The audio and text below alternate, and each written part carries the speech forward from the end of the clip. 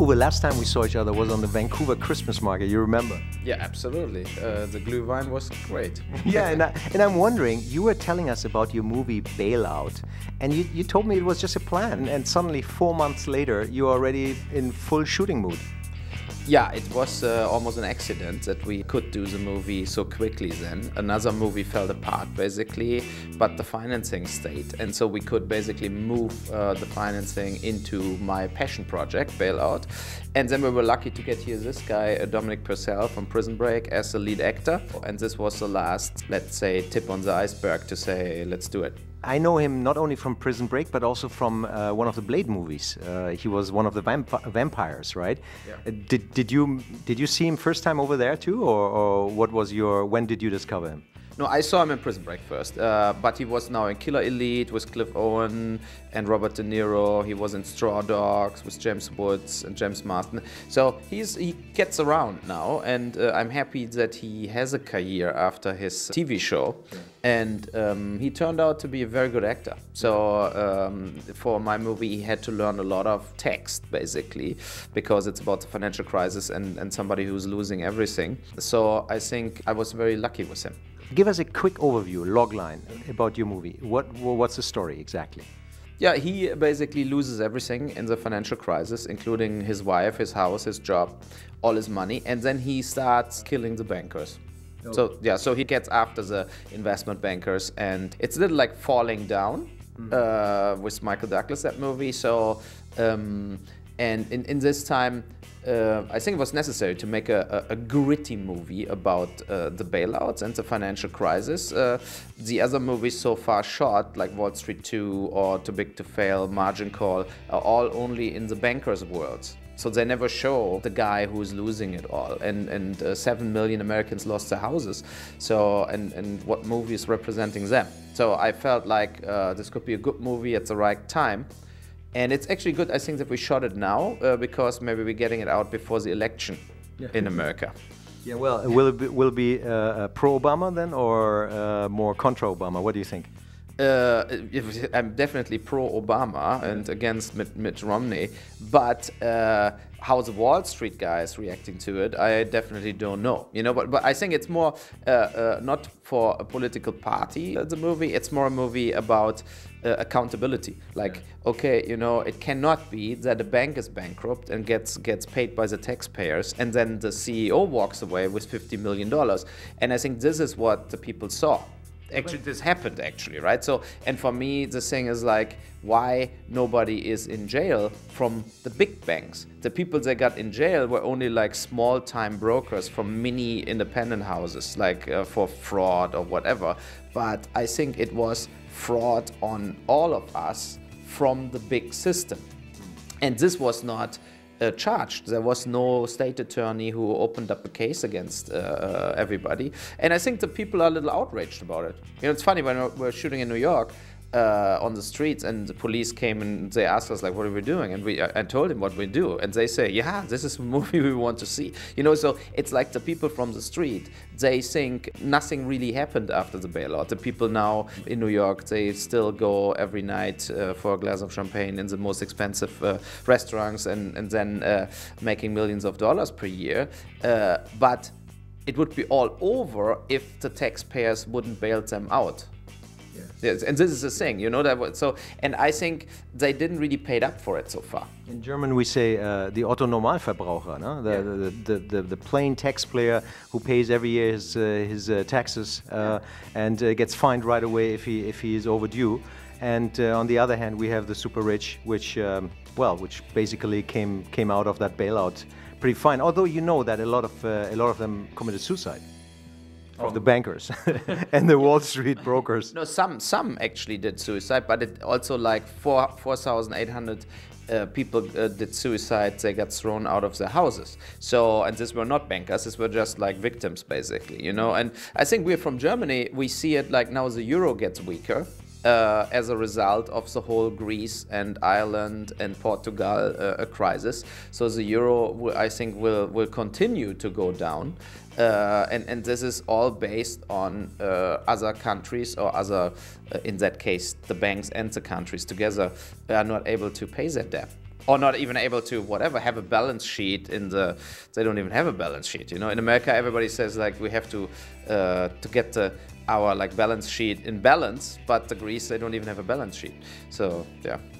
I mean, but in the history of filmmaking, often movies created certain milestones where also people reacted.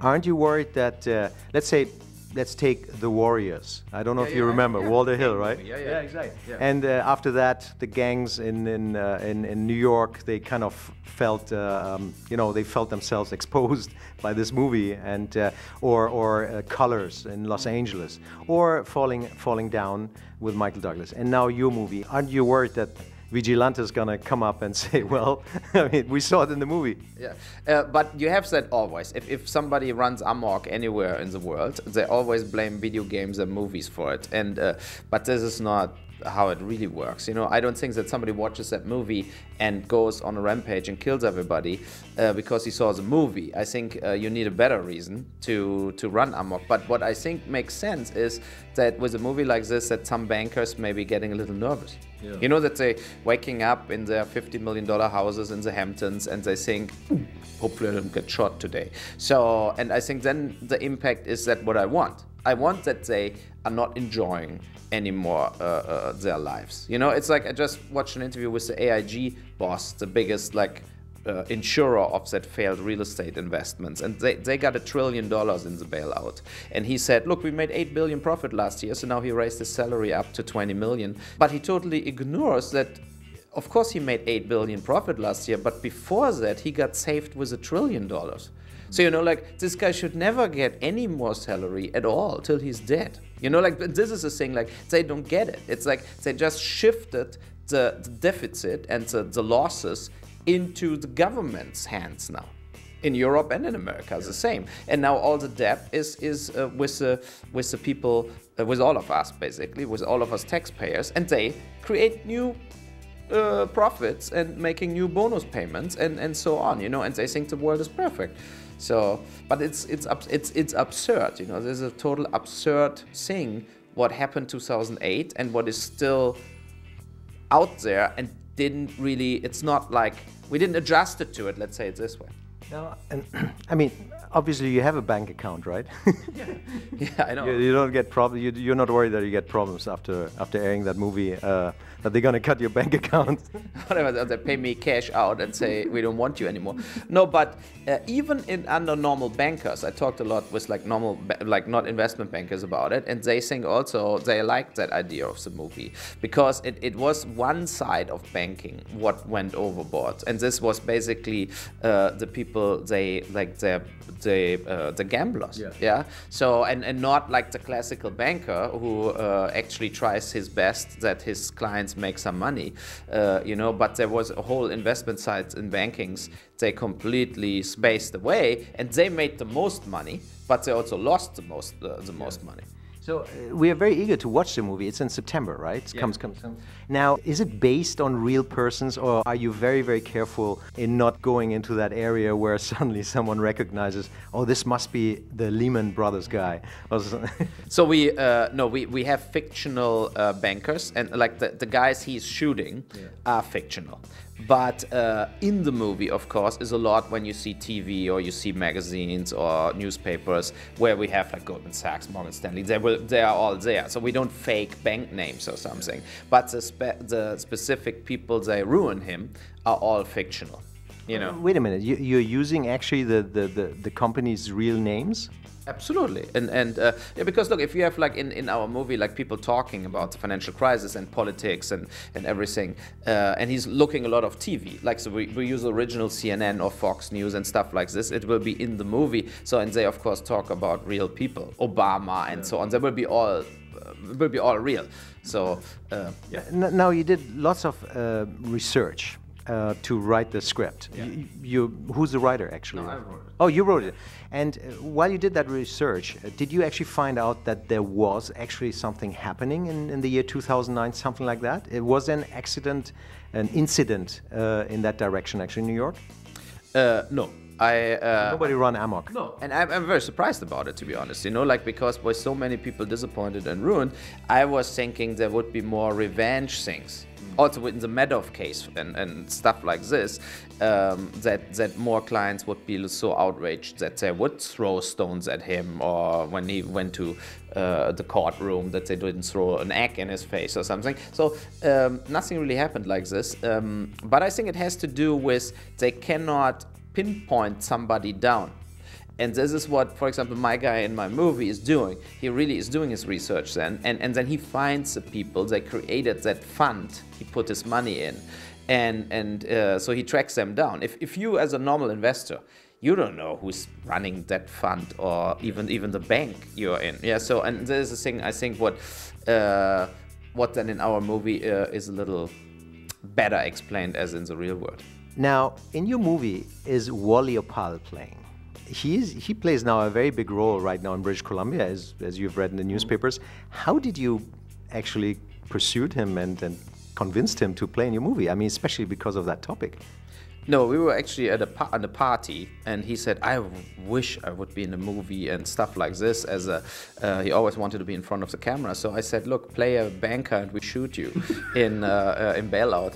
And then he came with another friend from him, and so we script him and everything, and we shot him, right? So and couldn't you give him the role of the police captain or something like that, police chief?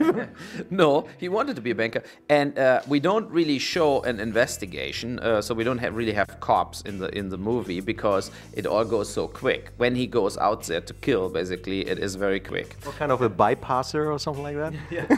And no, but I wanted to give Wally then a bigger chance to perform, and he did a little dialogue also. He played him, he was like trading on his display, and I think he did a good job. And then he got a lot of negative feedback about it. I read the news and stuff like this. But I think also a guy like him, he needs some relaxing time from time to time. And we shot that scene Sunday.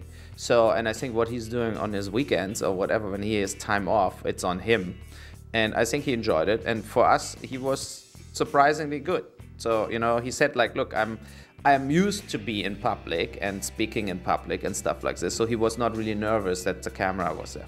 Yeah. Frankly speaking, I thought actually it was a nice gig, because in the news, when I heard about Wally Opal, especially on Global TV, at the end of that little segment, the reporter always said, and the movie actually comes out in September 2012. I thought Uwe must be happy. Yeah, so at least it was a little advertising for us, and yeah. So, and I think the movie's subject matter is important enough that without Wally Opal to see it, but it's always good you have additional kickers. What are your future projects? And please don't tell me future projects where we're gonna miss again to be on your shoot.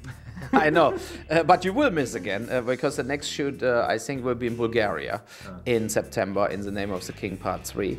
And who's going to be the main actor? Because I hope Dominic Purcell. First you had Jason Statham, then Dolph Lundgren, right. And now? Yeah, I want to change again and want to put it in a different surrounding and country and so on. And we did that with Blood Rain also, like where we changed actors and time periods basically.